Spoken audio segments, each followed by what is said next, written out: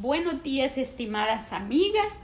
Sean bienvenidas a su espacio Conectadas. En esta mañana vamos a leer ahí en el libro de los Hechos, capítulo 4 del 1 al 12. Hechos 4 del 1 al 12 que dice: hablando ellos al pueblo, vinieron sobre ellos los sacerdotes con el jefe de la guardia del templo y los saduceos, resentidos de que enseñasen al pueblo y anunciasen en Jesús la resurrección de entre los muertos, y les echaron mano y los pusieron en la cárcel hasta el día siguiente, porque era ya tarde. Pero muchos de los que habían oído la palabra creyeron, y el número de los varones era como 5,000. Aconteció al día siguiente que se reunieron en Jerusalén los gobernantes, los ancianos y los escribas, y el sumo sacerdote Anás y Caifás, y Juan y Alejandro, y todos los que eran de la familia de los sumos sacerdotes. Y poniéndolos en medio les preguntaron: ¿con qué potestad o en qué nombre habéis hecho vosotros esto? Entonces Pedro, lleno del Espíritu Santo, les dijo: gobernantes del pueblo y ancianos de Israel, puesto que hoy se nos interroga acerca del beneficio hecho a un hombre enfermo, de qué manera éste haya sido sanado, sea notorio a todos vosotros y a todo el pueblo de Israel que en el nombre de Jesucristo de Nazaret, a quien vosotros crucificasteis y a quien Dios resucitó de los muertos, por él este hombre está en vuestra presencia sano. Este Jesús es la piedra reprobada por vosotros los edificadores, la cual ha venido a ser cabeza del ángulo.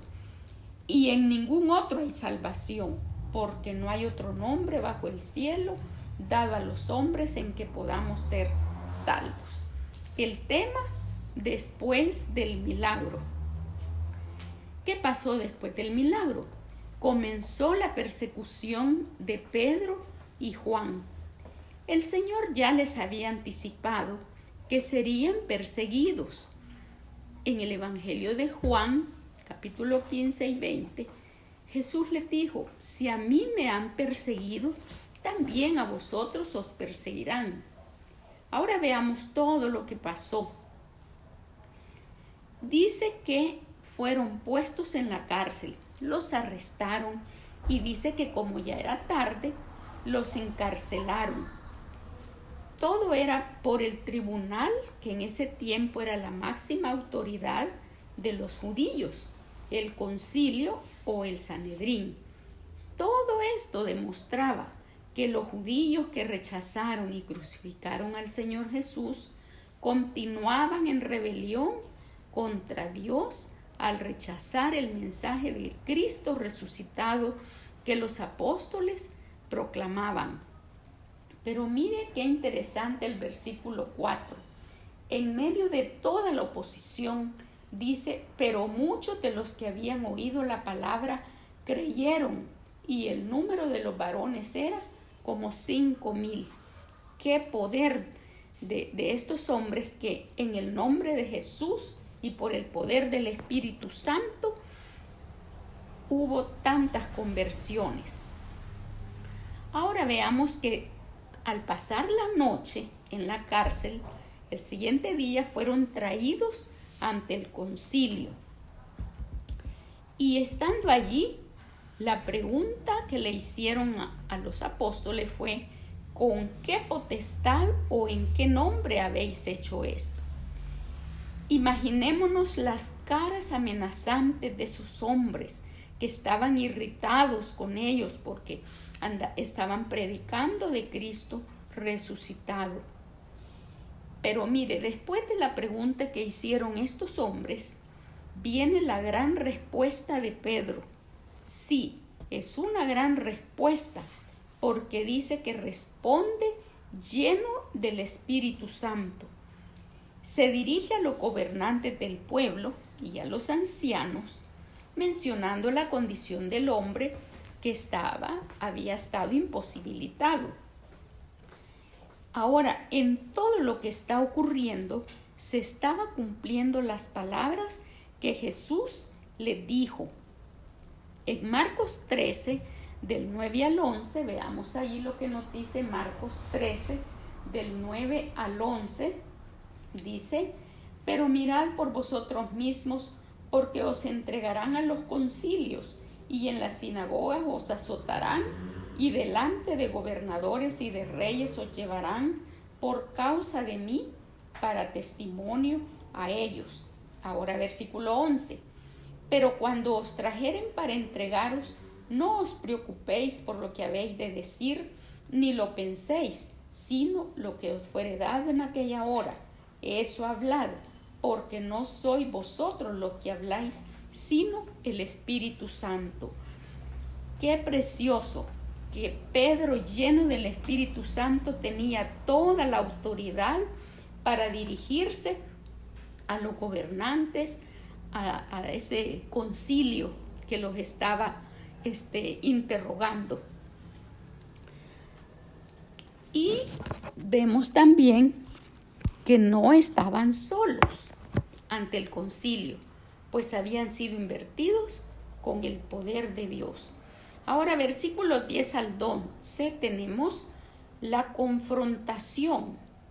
El apóstol Pedro, con ese poder, los confrontó y les dijo, les culpó de la crucifixión de Cristo y les afirma que Dios lo resucitó y que en el nombre de Jesús el cojo estaba sano.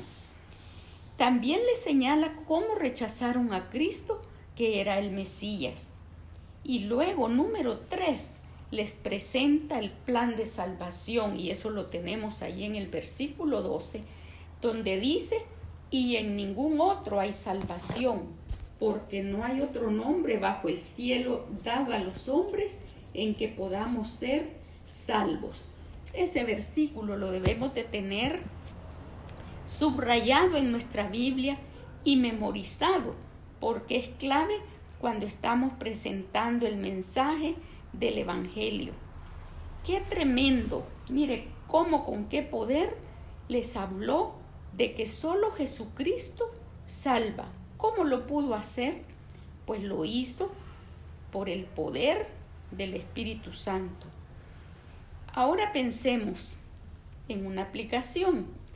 Número 1, debemos de dar gracias a Dios por la libertad que tenemos, que podemos congregarnos, que tenemos la palabra de Dios. Y no debemos de dejar de compartir el Evangelio. No nos cansemos de testificar del Señor y decirle a las personas que no han creído en Él que solo Jesucristo salva, no hay otro Salvador. Otra cosa que debemos de hacer es orar por los cristianos que están siendo perseguidos en aquellos países donde prohíben la predicación del Evangelio.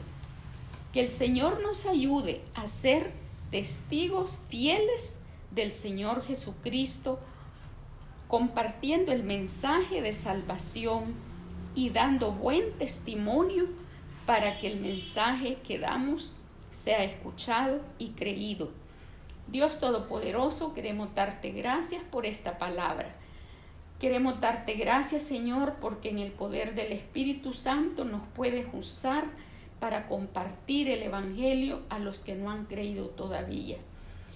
También pedimos, Señor, por todos aquellos misioneros, hijos tuyos que están viviendo en países donde son perseguidos, que tú los cubras, Señor, y los guardes.